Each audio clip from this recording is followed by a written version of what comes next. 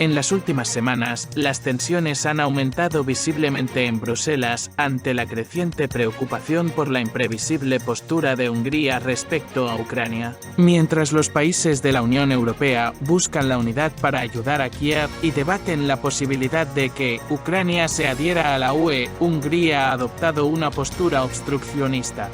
Lo que preocupa a los líderes europeos. El grado de tensión es tan grande que el presidente del Consejo Europeo, Charles Michel, se vio obligado a visitar Budapest. ¿Su objetivo? Averiguar la gravedad de las amenazas del primer ministro húngaro, Viktor Orbán, que al parecer está dispuesto a bloquear la ayuda europea a Ucrania y paralizar el debate sobre su adhesión a la UE en la próxima cumbre.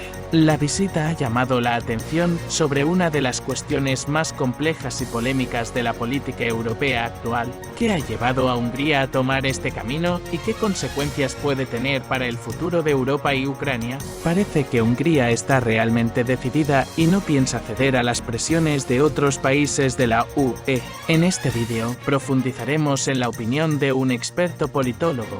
¿Qué hay detrás de este conflicto y cómo podría afectar al futuro de la comunidad europea?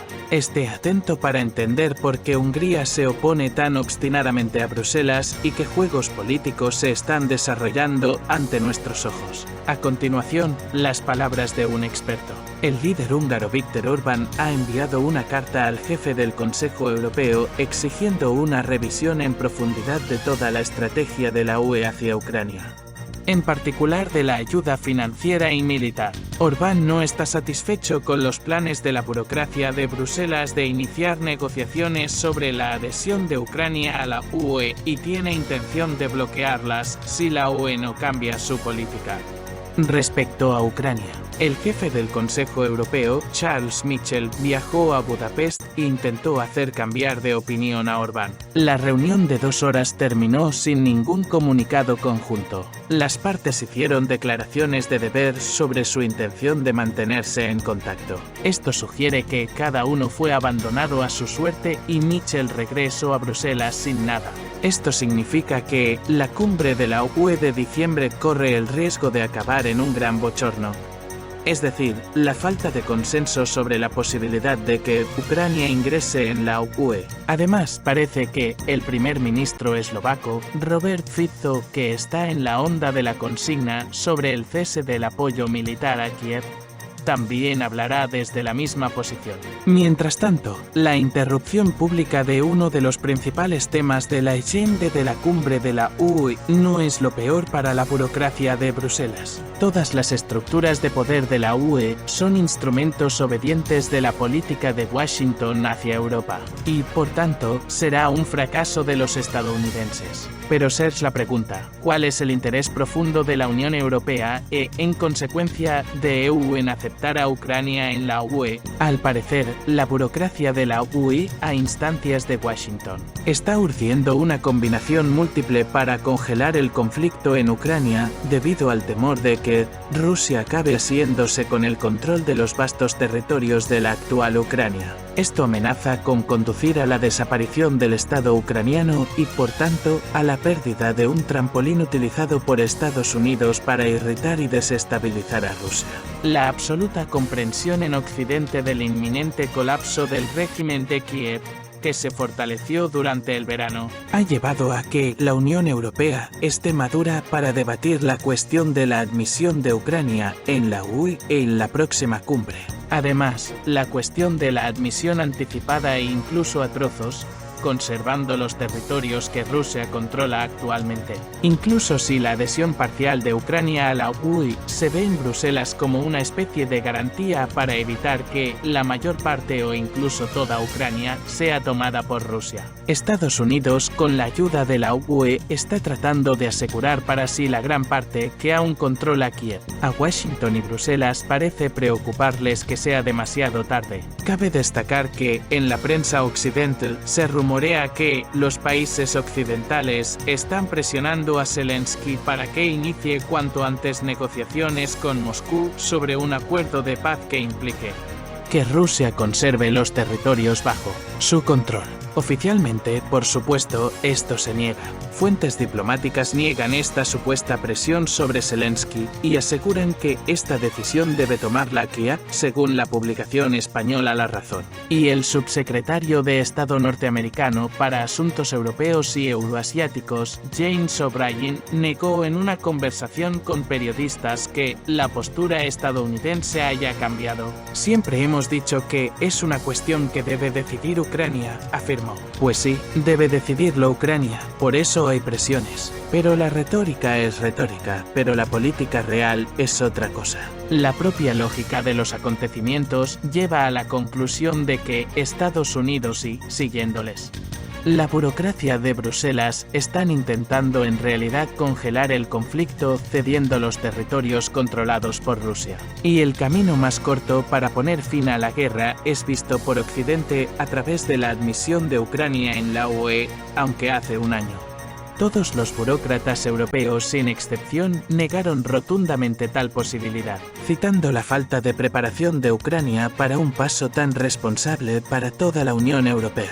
Quizá mañana todo vuelva a cambiar, pero en este momento el pensamiento euroatlántico es el siguiente: aceptar a Ucrania en la UE sin Crimea ni los territorios orientales y poner fin así al conflicto. Ahora, cuando la situación geopolítica está cambiando en perjuicio de Occidente, que está siendo moldeada por el ejército ruso en los campos de batalla de Ucrania, la UE está dispuesta a olvidar sus propias normas y reglas en aras del beneficio estratégico que ha soñado. De ahí la presión sobre Zelensky para que abandone su cháchara patriótica sobre los planes para recuperar Donbass y Crimea y acuerde con Moscú el fin de la guerra.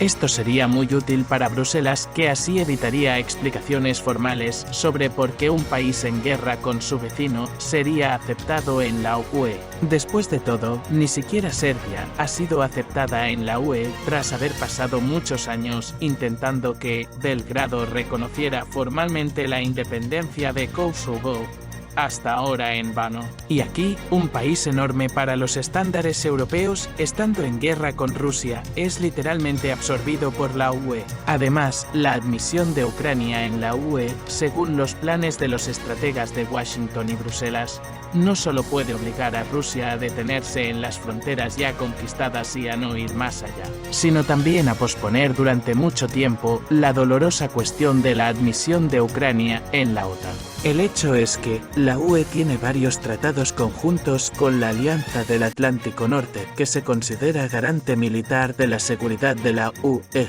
Esto está explícitamente escrito en la Estrategia Global de la UE, adoptada ya en 2016. El documento afirma que esta estrategia global da impulso a la Unión Europea en el ámbito de la seguridad y la defensa en un entorno complementario con la OTAN y todos nuestros socios. Pertenecer a la UE es de facto defenderse bajo el paraguas de la OTAN. Y esto, por cierto, debería tenerlo en cuenta Rusia cuando considere necesario comentar la pertenencia de Ucrania a la UE.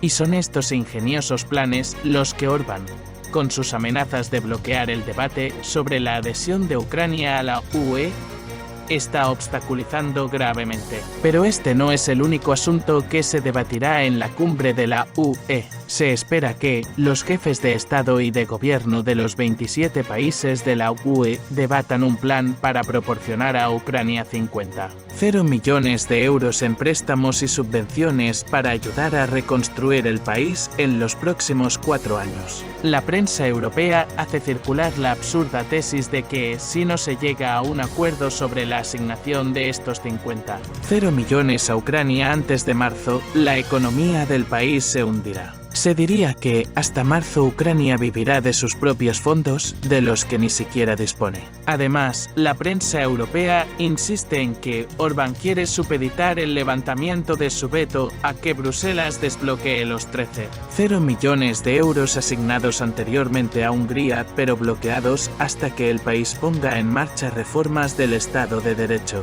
Se sabe que Bruselas bloquea la financiación de la UE a Hungría, exigiendo que Budapest acepte a los inmigrantes y levante la prohibición de promover la perversión sexual en los centros educativos. Orbán ha insistido en que su país no cambiará de postura en estos temas porque los considera fundamentales. Aunque esta sea la única cuestión, parece que el líder húngaro se mantendrá firme. Pero el asunto es mucho más profundo que eso. Aunque Bruselas esté de acuerdo con la asignación de 13,0 millones a Hungría y retire su exigencia a Budapest de libertad para los pervertidos, los húngaros seguirán teniendo muchas reclamaciones contra Kiev que Bruselas no podrá satisfacer. Hungría no quiere bajo ningún concepto ayudar a Ucrania, ni con armas ni con dinero, porque las autoridades ucranianas llevan a cabo la movilización forzosa de los húngaros transcarpáticos en la SAFUI.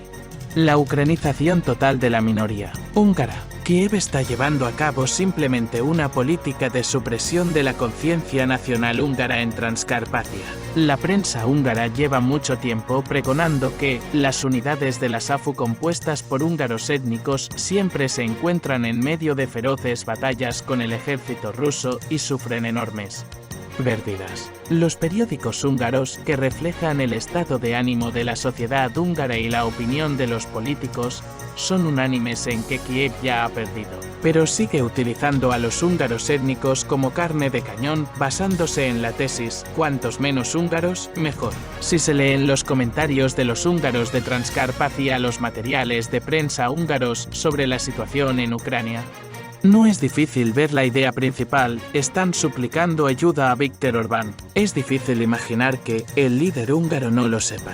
Es muy probable que la principal razón de la obstrucción que Viktor Orbán pone y pretende poner a la cuestión de la admisión de Ucrania en la UE sean los planes de Hungría de anexionarse Transcarpatia. Budapest, previendo el fin del régimen de Kiev, está esperando tranquilamente el día en que la cuestión del colapso o desmembramiento de Ucrania llegue a un punto crítico. Orbán comprende perfectamente que Rusia no perderá, no se detendrá ante medias tintas y recuperará sus posesiones rusas nativas. Además, el húngaro, al igual que todos nosotros, es consciente de los planes de Polonia de apoderarse de trozos apropiados de Ucrania occidental. Por lo tanto, no hay ninguna razón para que lleve a Ucrania bajo el brazo a la UE, incluso si se convierte en la base para la reconciliación en el campo de batalla. Después de todo, Ucrania, estando en la UE incluso sin Crimea y Donbass, ya estará bajo el ala de Bruselas y Zakarpattia no será arrancada de ella.